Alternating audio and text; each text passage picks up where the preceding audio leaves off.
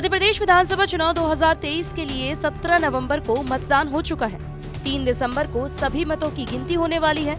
विधानसभा चुनाव 2023 का final result आने से पहले ही प्रदेश के दोनों बड़े राजनीतिक दल कांग्रेस और बीजेपी अपनी अपनी जीत के दावे कर रहे हैं। एक ओर जहां बीजेपी ने सरकार बनने की बात कही जा रही है, तो दूसरी तरफ कांग्रेस को भी उम्मीद है कि अगली सरकार उनकी ही होने वाली है।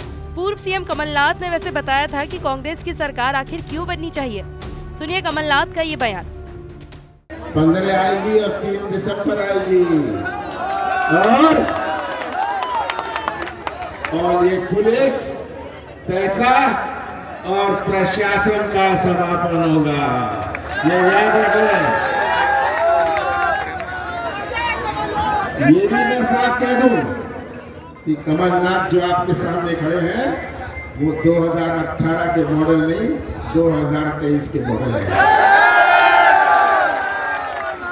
और जिन्होंने ये गुंडागर्दी करी है, इसका इलाज कमलनाथ करना जानते हैं। और प्रशासन से मैं कह दूं, प्रशासन और पुलिस से मैं कह दूं कि जो बिल्ला, बीजेपी का बिल्ला उन्होंने अपनी जेब में रखा है, कितनी जेब बचेगी उनकी मैं देखूंगा। आने वाले समय में दतिया के विकास की जिम्मेदारी कमलनाथ लेते हैं। मैं देख रहा हूं इतने सारे नौजवान, अति उत्साहित नौजवान, बहुत चिंता होती है कि आज का नौजवान जो भटक रहा है, ये मध्य प्रदेश का निर्माण करेगा, भविष्य में दतिया का निर्माण करेगा। कैसा निर्माण होगा मध्य प्रदेश का? जब हमारा नौजवान का ही भविष्य अंधेरे में रहे।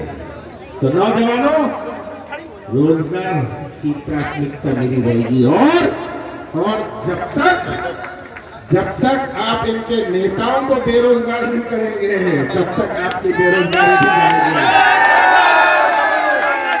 ये आपको याद रखना है। भारतीय जनता पार्टी के नेताओं को बेरोजगार करना है, ये भी हमारी प्राथमिकता है। वहीं दूसरी तरफ प्रदेश के सीएम शिवराज सिंह चौहान ने भी बताया था कि प्रदेश में बीजेपी की सरकार क्यों जरूरी है। 3 चीजें हैं जिसके कारण भारतीय जनता पार्टी की सरकार बननी चाहिए।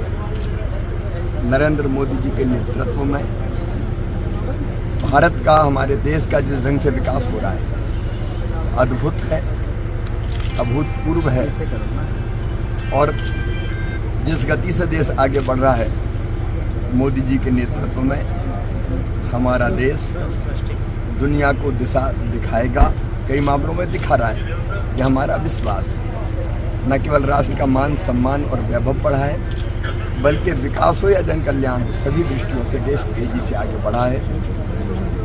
मध्य प्रदेश में भारतीय जनता पार्टी की सरकार ने पिछले 18 वर्षों में मध्य प्रदेश का कायाकल्प किया है और आज हम विकसित राज्यों की बात में अग्र श्रेणी में खड़े हुए हैं। जन कल्याण की दृष्टि से भी एक नहीं अनेकों योजनाएं, जिसमें मुख्यमंत्री लाडली बहना जैसी योजना है, वो बात बहुत महत्वपूर्ण है कि वो आगे बढ़े।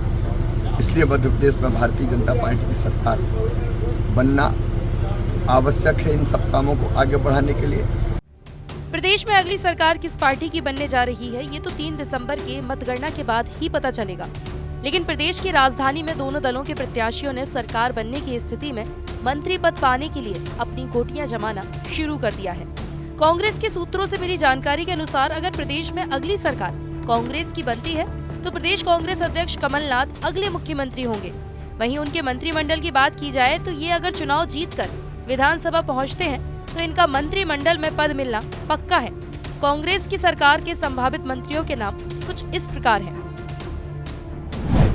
सबसे पहले तो कमलनाथ जो मुख्यमंत्री होंगे, डॉक्टर विजय लक्ष्मी साधो मंत्री होंगे, सज्जन सिंह वर्मा, हुकुम सिंह कराड़ा, गोविंद सिंह, बाला बच्चन, आरिफ मसूद, लाखन सिंह यादव, ओमकार सिंह मरकाम, सुखदेव पांसे, उमंग सिंगार, हर्ष यादव, जयवर्धन सिंह, जीतू पटवारी, कमलेश्वर पटेल, लखन घनगोरिया, पीसी शर्मा, सचिन सुभाष यादव, रूढ़ भनोत, सुरेश सिंह बघेल, केपी सिंह, फूल सिंह बरैया, राम निवास रावत, ये सभी मंत्रिमंडल में शामिल होंगे। अब आपको बताते हैं कांग्रेस की सरकार बनने के बाद के वो संभावित नाम जो मंत्री पद की शपथ ले सकते हैं। कुछ नए चेहरों को भी कांग्रेस अपने मंत्रिमंडल में जगह दे सकती है। नए चेहरों में ग्वालियर चंबल संभाग से जीते उम्मीदवारों को प्राथमिकता मिलना लगभग तय है।